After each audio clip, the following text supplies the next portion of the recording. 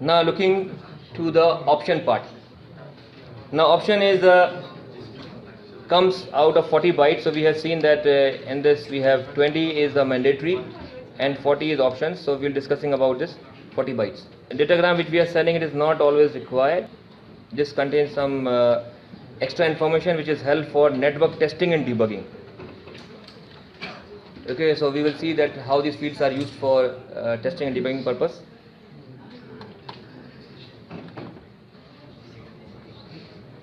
This is your option part. In the option part, the fields are divided in this format. We have the first 8 bits for the type field and the other is for length, and the remaining is actually, and this is a variable length. Depending on the type of information we are sending, that field will take its size. So with some field, it mean with some kind of information we are using only 2 bytes, some with 6 bytes, 10 bytes, depending what type of information we are sending, this part will be used. That means we have 2 bytes actually we have reserved 1 and 1, and then remaining this is actually 38. So 38 we can use for other purposes. Now how they are used?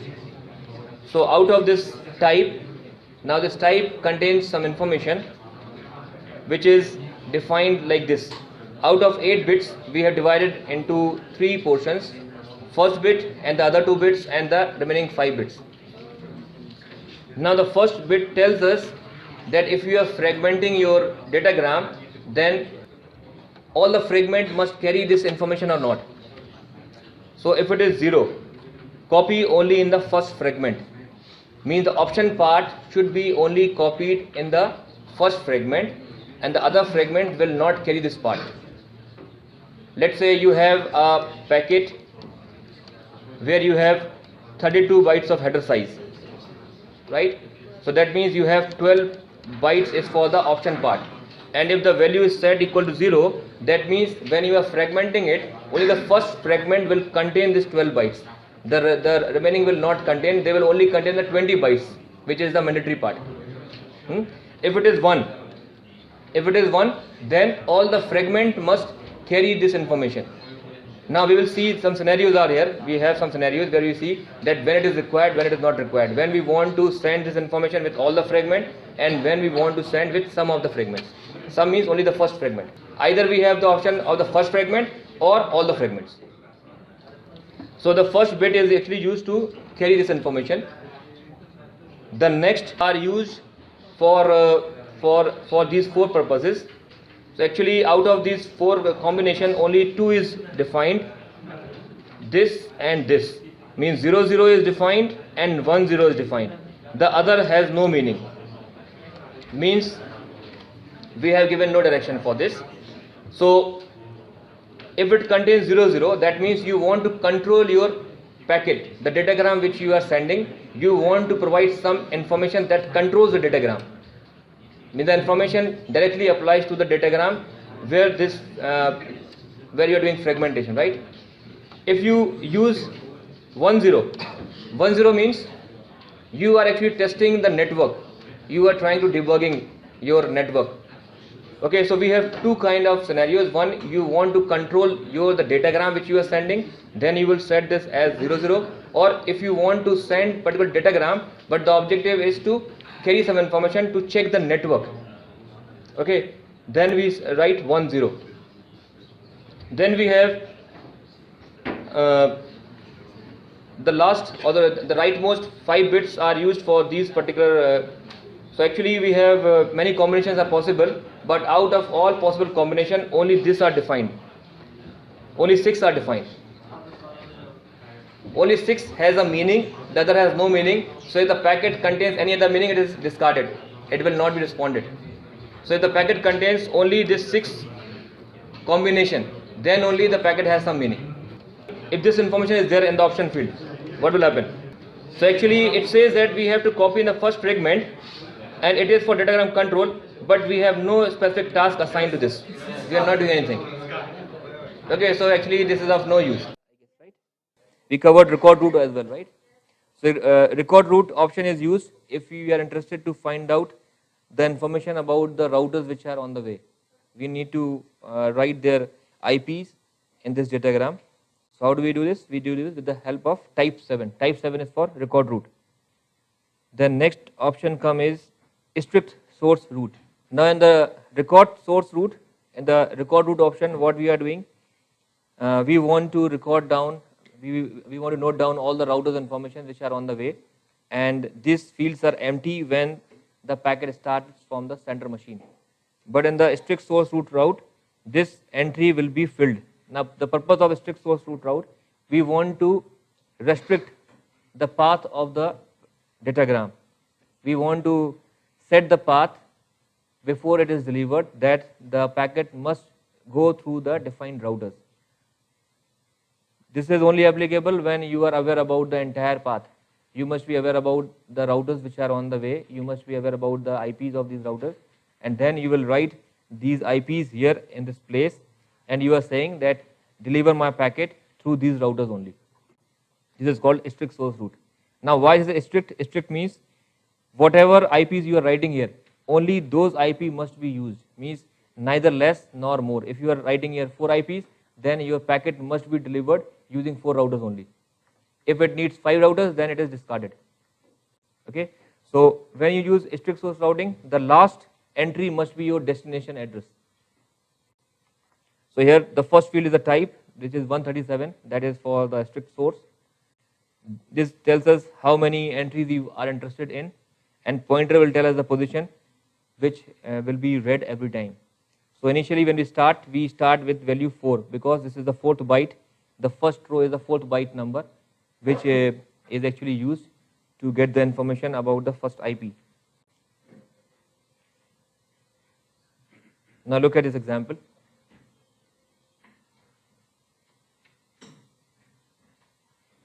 We want to deliver one packet, and we want that packet should reach using the 4 routers will be used to reach to the destination. So the first IP you will be writing as a destination address. This is not the final destination. This is the first hop, the next hop address. Keep in mind, this is not the final destination. This is the destination which is the next hop. So you have decided that the packet must go through this, and this, means 4 addresses you have mentioned here. So what will happen? It will start, this is your source machine, and first it will check this address, that this is your first router 67.14.10.22. Just have a look on these values also. This 137 is your type, 15 is the value which we are looking for, means we are interested in 4 entries, and 4 is the pointer value, means your pointer is here initially. So every time you take the value of destination and you look at the pointer value and then swap it. First understand the purpose. The purpose is I want my packet to go through A, B, C and D. This is what I want. So what I will do, because I want to go through these 4 routers to reach to my destination. So what I will do, I will treat this first router as my destination. When I reach to this particular destination, then I will replace this value with this value and I will make this as a destination. When I will cover this B, then my pointer is here, I will replace this here and I will write it this here. The addresses which you are actually covering, or means when the packet reaches to that router, you look for the next hop, the next IP. Okay, this is how it works. Now we'll look to this packet, that how this is working. So we have here 4 addresses, 1, 2, 3, 4. Now if you look at this, 140.10.5.4 is the address here. This is the address 140.10.5.4. 67.14.10, this is your first address here. Means when you start, you have to first move towards this router. This is your initial destination. Destination means the next immediate hop where you want to move. This is not your final destination, right? So once you cross this router, you are here. What you will do, you will replace this entry, means you will write this entry here. You will write this entry here, and whatever entry is here will become the destination. Means now you are forwarding, means the packet is forwarding to this destination, and pointer will be now here. Means after, what does it mean? It means after reaching to this position, you have to replace this value with this value where the pointer is pointing. That is the 8th byte. So this you have finished, this you have finished. Now what is the next? Next is this one. So once you finish this, you will write this entry here, and this entry will go here, and this 12 will be pointing at the last row, that is the last position. And again, in the same way, you keep on moving, and actually the last is the address of the destination. This is how the things works. One thing to note here, that when I say strict source routing, then all the addresses which are mentioned must come across during the travel of this packet. Means when the packet goes from the source to destination, whatever the IPs are mentioned in the packet, all the IPs must come across, and only these IPs must come across, not more, not less. Means if I am mentioning 4 IPs, then only 4 IPs are permitted, not 3, not 5. Okay, this is called strict source routing.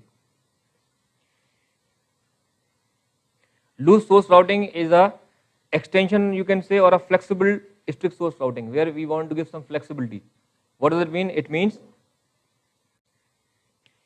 in the strict source routing, if I am saying A, B, C, that means if I am mentioning 3 IPs, then packet must go to A, then to B, then to C. This is what we are saying. But in the loose source, it means if I am writing A, B, C, then it means it must go A, then B, then C, then can go to destination, or then go to E or F or G. Means it can go means many other routers also. But this is mandatory.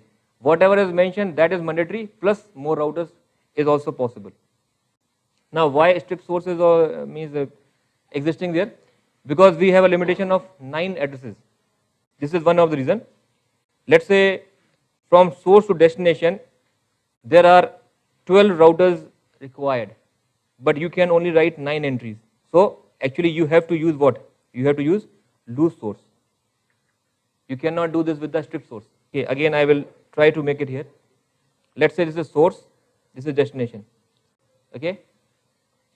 Let's say to reach from source to destination, it needs 12 routers. My question is it possible to do this task using strict source routing?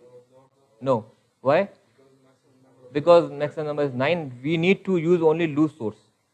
You can mention 9, and the remaining 3 will be any routers. So this is the only difference. In the loose routing, we have a flexibility. It can take more routers as well.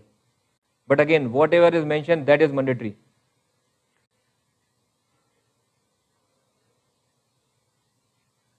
So it is used in the same way. Type field is 131. This is the only thing you have to remember. This is 131. In the previous case, it is 137, right?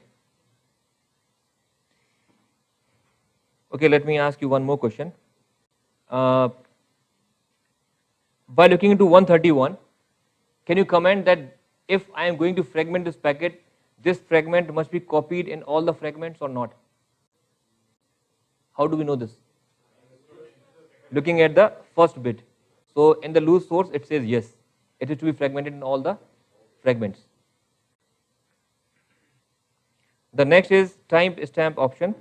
Now timestamp is used in the option field to do some testing and debugging purpose.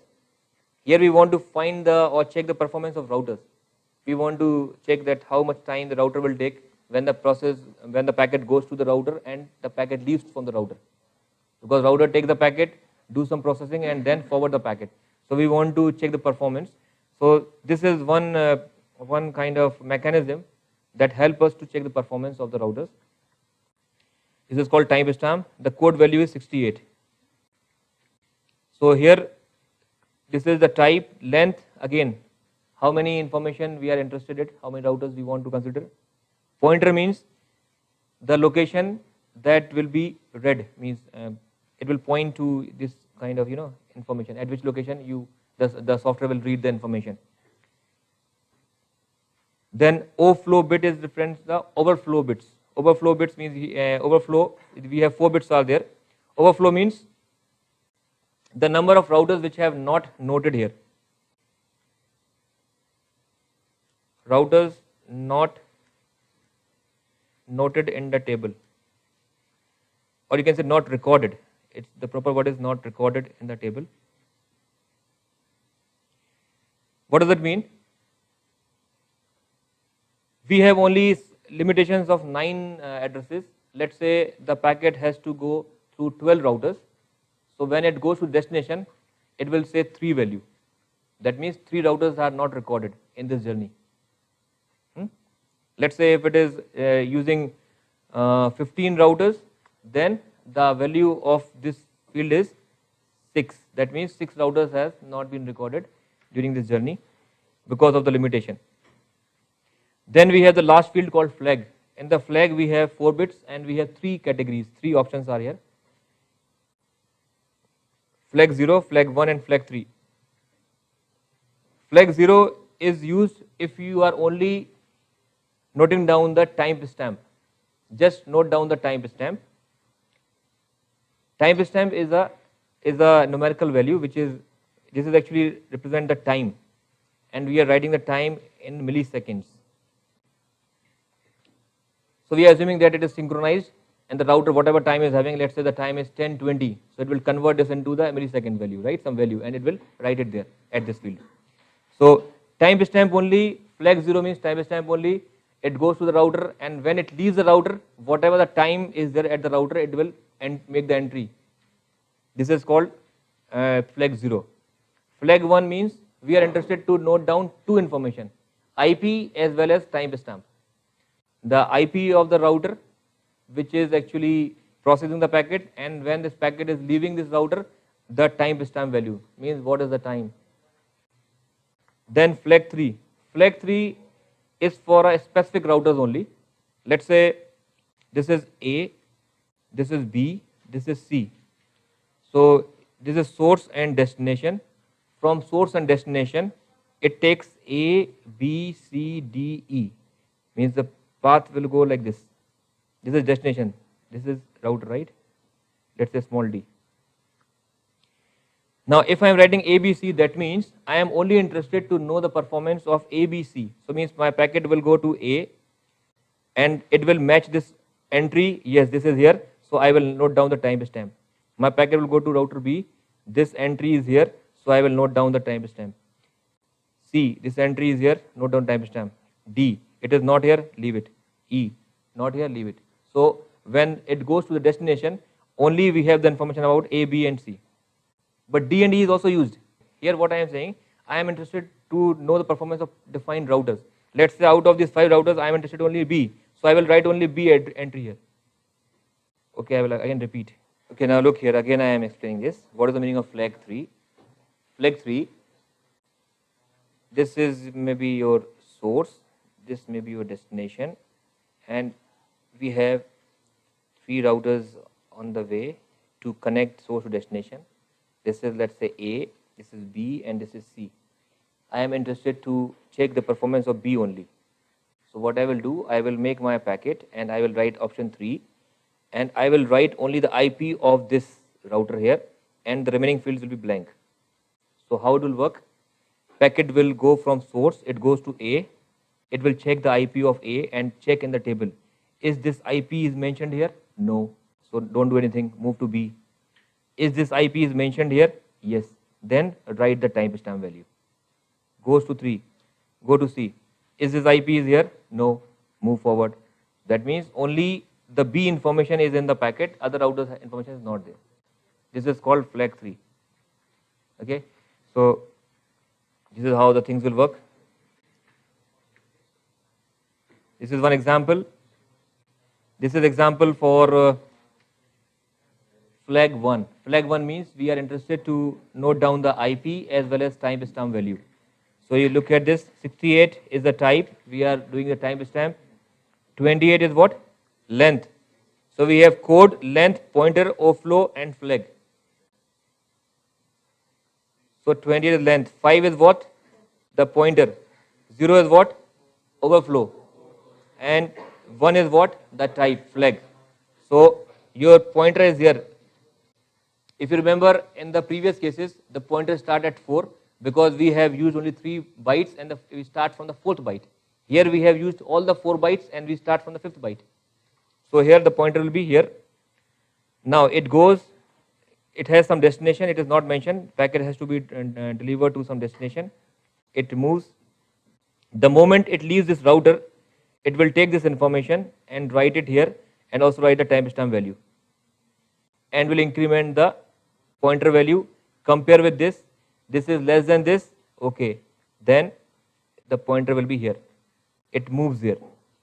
The moment it leaves the router, it will take this value and write it to the place where pointer is pointing and write the timestamp value and add. Every time you are adding 8 bytes because 4 bytes is for the IP and 4 bytes is for the timestamp value. And then your pointer is pointing here. Again, it's moving. The moment it leaves the router, it will take this address and then write it at the place where the pointer is pointing and write the timestamp. This is how the things will work.